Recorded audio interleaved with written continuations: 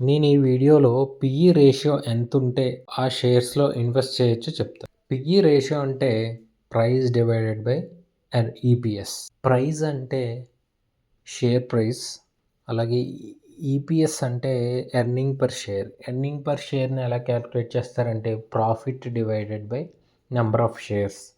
So, price divided by earning per share చేస్తాం. So, PE ratio is nothing but రూపాయి ప్రాఫిట్‌కి మనం ఎన్ని టైమ్స్ పెట్టడానికి సిద్ధంగా ఉన్నాం అన్నదే PE ratio. So, low PE ratio అంటే ఆ షేర్ ప్రైస్ చీప్‌గా దొరుకుతుందని అర్థం. హై పిఈ రేషియో అంటే ప్రైస్ అంటే షేర్ కాస్ట్‌లియర్ అని అర్థం. అదే మోడరేట్ పిఈ ఉంటే బ్యాలెన్స్డ్ ప్రైస్‌లో ఉందని అర్థం. సో, ఇక్కడ పిఈ రేషియో వాటి మీనింగ్ ఇప్పుడు లెస్ దాన్ 10 ఉంటే అది చీప్‌గా దొరుకుతుంది అని అర్థం. అదే 10-25 ఉంటే నార్మల్ రేంజ్‌లో ఉందని అర్థం. అదే 25-50 ఉంటే కొంచెం కాస్ట్‌లియరే బట్ గ్రోత్ కంపెనీస్‌లో ఇది కామన్‌గా ఉంటదనమాట. గ్రేటర్ దెన్ 50 ఉంటే చాలా కాస్ట్‌లియర్ అని అర్థం. ఎప్పుడు కొనొచ్చు అనేది ఒక ఎగ్జాంపుల్ ద్వారా చెప్తాను. ఒకవేళ ఇండస్ట్రీ పిఈ 25 ఉంది. అదే కంపెనీ పిఈ 15 ఉంటే కొనడానికి కన్సిడర్ చేయొచ్చు. అలాగే కంపెనీ పిఈ 40 ఉంటే అది too costly. Wait for better opportunity అనమాట. ఇక్కడ పిఈ రేషియోని ఇప్పుడు ఫర్ ఎగ్జాంపుల్ లెస్ దాన్ 10 ఉందని డైరెక్ట్గా ఇన్వెస్ట్ చేయకూడదు.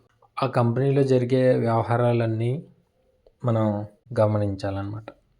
ఫర్ ఎగ్జాంపుల్ మేనేజ్మెంట్ ఏదైనా ఫ్రాడ్ చేసి ఉండొచ్చు, లేదా ఏవైనా కంప్లైన్సెస్ మీట్ అయ్యి ఉండకపోవచ్చు, లేదా ఇతర కారణాల వల్ల దాని పిఈ రేషియో లెస్ దాన్ 10 ఉండొచ్చు. సో, ఇలాంటివి కన్సిడర్ చేసుకోవాలి. దానివల్లే చాలామంది ఇంట్రెస్ట్ చూపించకపోయి ఉండొచ్చు. అందుకని దాని ప్రైస్ ఈ పిఈ అనేది చాలా తక్కువ ఉంది. అలాగే 25-50 ఉందని అది గ్రోత్ పర్స్పెక్టివ్ అయ్యి ఉండొచ్చు. ఆ కంపెనీ ఫ్యూచర్లో చాలా బాగా గ్రో అవుతుందని మీకు నమ్మకం ఉంటే 25-50 ఉన్నా కూడా పెట్టొచ్చు. సో, వేరియస్ ఫ్యాక్టర్స్ డిపెండ్ అయ్యి ఉంటాయి. సో, కన్క్లూజన్‌గా నేను చెప్పేది ఏంటంటే ఒక్క పిఈ మెజర్‌తోనే మాత్రమే కన్సిడర్ చేసి షేర్స్‌లో ఇన్వెస్ట్ చేయకూడదు. కంపెనీ ప్రాఫిట్ గ్రోయింగ్ అయినా, డెప్ట్ ఎక్కువగా ఉందా, సెక్టార్ ఫ్యూచర్ ఎలా ఉంటుంది, అలా మేనేజ్మెంట్ బాగుందా, ఇలాంటివన్నీ కన్సిడర్ చేసి షేర్‌ని ఇన్వెస్ట్ చేయాలి.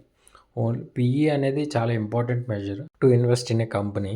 కానీ అదొక్క మెజర్మెంట్‌తో మనం డిసైడ్ అవ్వకూడదు అనమాట. ఇలాంటి స్టాక్ మార్కెట్లో ఇన్వెస్ట్ చేసే టిప్స్ నేను ఇంకా ఫ్యూచర్లో చాలా వీడియోలు చేయబోతున్నాను. సో, ఇలాంటివి మీకు పెట్టగానే రావాలంటే నా ఛానల్ని సబ్స్క్రైబ్ చేసుకోండి. Thank you for watching my channel.